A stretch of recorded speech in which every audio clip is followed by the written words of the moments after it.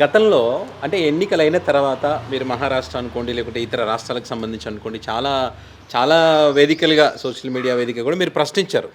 Even ఆంధ్రప్రదేశ్‌లో జరిగిన ఎన్నికలకు సంబంధించి కూడా మీరు వైసీపీ దృష్టికి తీసుకువెళ్ళే ప్రయత్నం చేశారు. వాళ్ళు అప్పుడు అంతగా స్పందించలేదనుకోండి. సో, ఇప్పుడు పరకాల ప్రభాకర్ గారు ఏదైతే మాట్లాడారో దాన్ని వైర్ ఆర్టికల్ రావడం గాని, దీని మీద పెద్ద ఎత్తున ఇప్పుడు చర్చ జరుగుతోంది. సో, ఏంటంటే మీరు గతంలో ఏం చెప్పారో అవే అంశాలు ఇక్కడ కనిపిస్తా ఉన్నాయి. ఎందుకంటే గతంలో నేను మీతో దీని మీద మనం ఒక వీడియో కూడా చేయడం జరిగింది.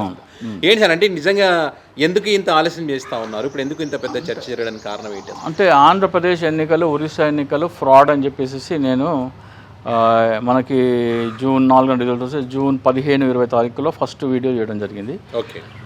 ఆ తర్వాత ఈ ఓట్ ఫర్ డెమోక్రసీ అనేది నాకు అక్కడ పూనమ్ అగర్వాల్ అని ఒక ఢిల్లీలో ఒక జర్నలిస్ట్ కమ్ అడ్వకేట్ ఉన్నారు. ఓకే. మేమందరం ఈ ఎలక్షన్ ఫ్రాడ్ మీద ఒక వాట్సాప్ గ్రూప్లో మేము మాట్లాడుకుంటా ఉన్నాం. సో వాళ్ళ గ్రూప్లో ఈ ఓట్ ఫర్ డెమోక్రసీ అనే ఒక రిపోర్ట్ బయటకు వచ్చింది. బయటకు వస్తే దాని మీద నేను ఫేస్బుక్లో 24 జూలై 2024 పెట్టడం జరిగింది. 25 జూలై నుంచి దాదాపు ఒక నెల రోజుల పాటు 5-6 ఛానల్స్లో ఈ ఓట్ ఫర్ డెమోక్రసీ ఏం చెప్పింది, ఓట్ల శాతం ఎట్లా పెరిగింది, 51 లక్షల ఓట్లు 12.54% ఎట్లా పెంచుకున్నారు, మహారాష్ట్రలో ఏం చేశారు, ఒరిస్సాలో ఏం చేశారు అన్నీ చెప్పడం జరిగింది. చెప్పిన తర్వాత ఇంకా ఈ లోపల హర్యానాలో ఎలక్షన్స్ వచ్చాయి. హర్యానా ఎలక్షన్స్ వస్తే నేను హిందీ ఛానల్స్ కూడా వెళ్తూ ఉంటాను డిబేట్. హిందీ ఛానల్లో అక్కడ ఎగ్జిట్ పోల్స్ వచ్చాయి. ఎగ్జిట్ పోల్స్ వస్తే అక్కడ కాంగ్రెస్కి 60, మిగతాది 27 బీజేపీ, 3 అదర్స్ చూపిస్తున్నారు. అక్కడ మొత్తం 90 సీట్లు ఉంటాయి హర్యానా. 90 సీట్లలో కాంగ్రెస్కి 60, మిగతా బీజేపీకి 27, అదర్స్ 3 చూపిస్తుంటే వాళ్ళందరూ సంతోషంగా, అక్కడ కాంగ్రెస్ అధికార ప్రతినిధి సంతోషంగా ఉండి బీజేపీ వాళ్ళు మేము రిజల్ట్స్ చూస్తాము, ఈ రిజల్ట్స్ నమ్మని బీజేపీ వాళ్ళు అంటే నేను అన్నాను బీజేపీ వాళ్ళు చెప్పేది కరెక్ట్, బీజేపీ గెలుస్తుంది, కాంగ్రెస్ ఓడిపోతుంది అంటే ఆ కాంగ్రెస్ అభ్యర్థి నన్ను ఎగతాళి చేశాడు. నీకు హిందీ రాదు, 60 అంటే 60, 62 అంటే 62, నీకు రాదు కాబట్టి అర్థమవటలేదు. ఇక్కడ కాంగ్రెస్ 60 అంటే 60 అంటే 60 అన్నాడు. అంటే నాకు హిందీ వచ్చు, నేను గత పావు గంట నుంచి మీతో హిందీలోనే మాట్లాడుతున్నాను, అది మీరు గ్రహించలేదు. ఉదయము మీకు 8 గంటలకు వెళ్ళి పోలింగ్ స్టార్ట్ అయ్యే వరకు 1 గంట సేపు మీరు లీడింగ్లో ఉంటారు, ఆ తర్వాత బీజేపీ గెలుస్తుంది అన్న. ఎల్లుండి కలుద్దామన్నాడు. ఎల్లుండి ఆయన పిలవండి, తప్పకుండా ఆయన పిలవండి అన్నాడు.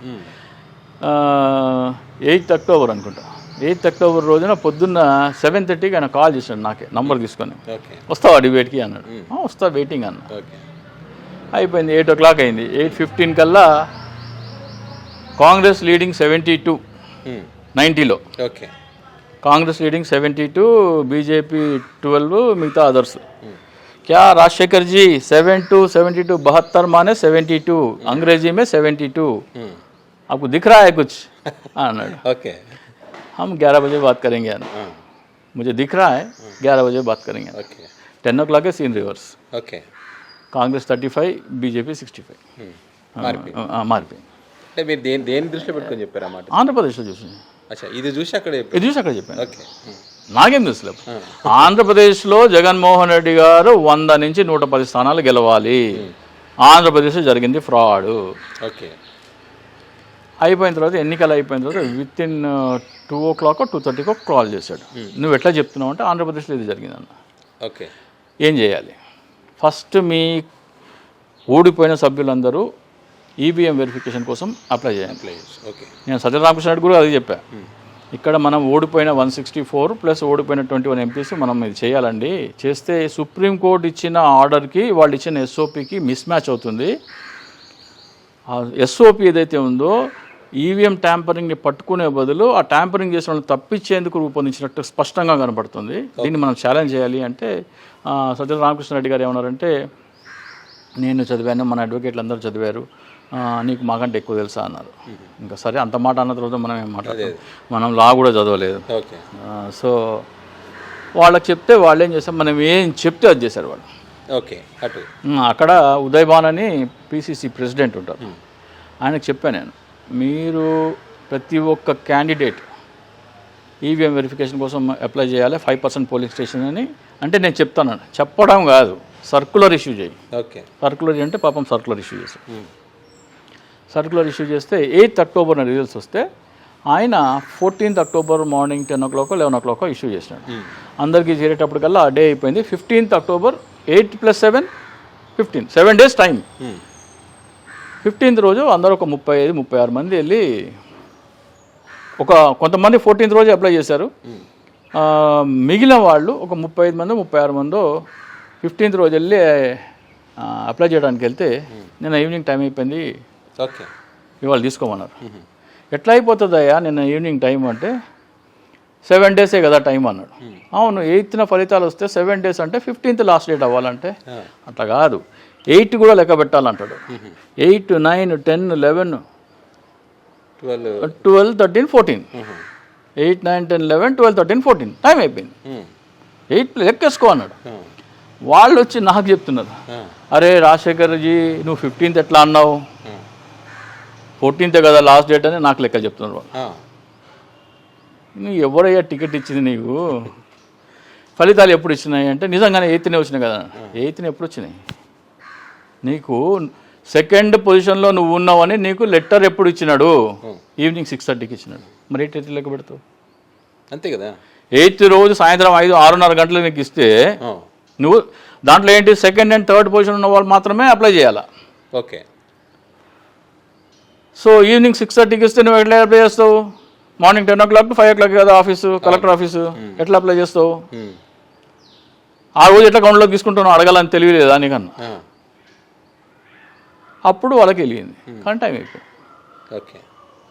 సో ఆ ఎస్ఓపిలో ఏం చేసిందంటే సుప్రీంకోర్టు ఏమో 7 రోజుల లోపల అప్లై చేయాలంటే వీళ్ళేమో ఆ కౌంటింగ్ డేని కూడా లెక్క పెట్టి 6 రోజులే చేసినారు. ఓకే. అటువంటి 9 అబ్జెక్షన్స్ మనము సుప్రీంకోర్టులో ఛాలెంజ్ చేయాలి. ఇది అయిపోయిన తర్వాత మహారాష్ట్ర వచ్చింది. ఓకే. ఇది సుప్రీంకోర్టులో వీళ్ళు ఛాలెంజ్ చేసి నడుస్తుండగానే మహారాష్ట్ర వచ్చింది. మహారాష్ట్ర వాళ్ళకి చెప్తే వాళ్ళని నాగ్పూర్ రమ్మన్నారు. నేను నాగ్పూర్ వెళ్ళాను. నాగ్పూర్ వెళ్ళి వాళ్ళందరికీ ఎక్స్ప్లెయిన్ చేశాను, ఇది మీరు చేయాల్సింది అని. సరే అని ఆ 9 అంశాలు తప్పులన్నీ మనం ఛాలెంజ్ చేస్తే దాంట్లో తెలివిగా సుప్రీంకోర్టు అంటే ఇప్పుడు నేను ఇక్కడి నుంచి వాళ్ళకి ఫోన్లో చెప్పడము, వాళ్ళ అడ్వకేట్కి చెప్పి వాళ్ళ అడ్వకేట్ జడ్జి ముందర చెప్పేదానికి వేరియేషన్ మారిపోయింది. అలా సుప్రీంకోర్టు ఎలక్షన్ కమిషన్ తెలివిగా ఏం చేసిందంటే నిజమే ఇవన్నీ మా తప్పులే, మేము సవరించిన ఎస్ఓపి ఇస్తామని చెప్పింది. ఓకే. సవరించిన ఎస్ఓపి ఇచ్చి ఇక నుంచి ఈ ఎస్ఓపి అమల్లో ఉంటుంది. 1/6/2024 ఎస్ఓపిని మేము ఛాలెంజ్ చేస్తే ఈ తప్పులు ఉన్నాయని 9 తప్పులు, వాళ్ళు 17/6/2025 ఇంకో ఎస్ఓపి తీసుకొచ్చి ఇచ్చారు. మేము దీన్ని అమలు చేస్తాము, ఇకపైన ఇది ఆ తప్పులన్నీ దీంట్లో సవరించామంటే వీళ్ళందరూ ఓకే అన్నారు.